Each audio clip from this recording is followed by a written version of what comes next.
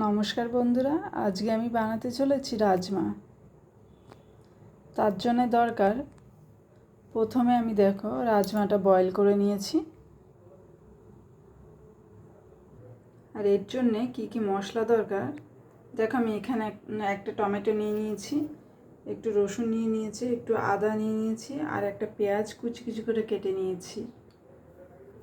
আর এদিকে দুটো এলাইচি, দুটো লবঙ্গ, এক পিস দারচিনি আর একটা তেজপাতা নিয়ে নিয়েছি।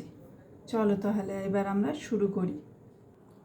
আমি মশলাটা পিষে নিয়েছি। এদিকে আমি কড়াইটা বসিয়ে দিয়েছি। এবার কড়াইয়ে তেল দিয়ে দেবো।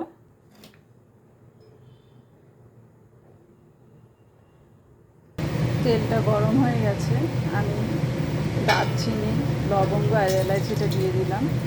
এবার তেজপাতাটাও দিয়ে দিলাম। এবার পেঁয়াজটা আমার লাল লাল করে ভাজা হয়ে গেছে। পেঁয়াজে আমি একটু হলদি দিয়ে দিয়েছি, তাতে তাড়াতাড়ি ভাজা হয়ে যায়। এবার আমি মশলাটা দিয়ে দেবো। মশলাটা ভালো করে কষিয়ে নিতে হবে। এবার এতে আমি দিয়ে দেবো লবণ, সামান্য হলদি দিয়ে ভালো করে মিশিয়ে নিতে হবে। আমাদের মশলাটা কষে গেছে, মশলা দিয়ে তেল বেরোচ্ছে। এবার আমি রাজমাটা দিয়ে দেবো। রাজমাটা আমার ভালো করে মিশিয়ে নিয়েছি মশলার সঙ্গে। এবার আমি সামান্য জল দিয়ে দেবো।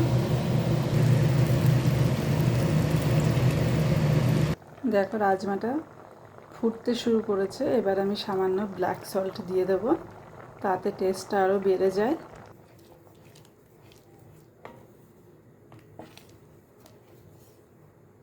এবার আমি একটু বাটার অ্যাড করছি, তোমরা চাইলে ঘিও অ্যাড করতে পারো।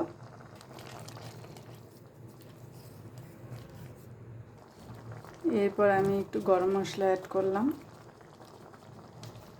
তাহলে রেডি আমাদের রাজমা। কে কে রাজমা খেতে ভালোবাসো প্লিজ কমেন্টে জানিও। আর যদি আমার রেসিপিটা ভালো লেগে থাকে তাহলে একটা লাইক করে দিও। ওকে, বাই বাই।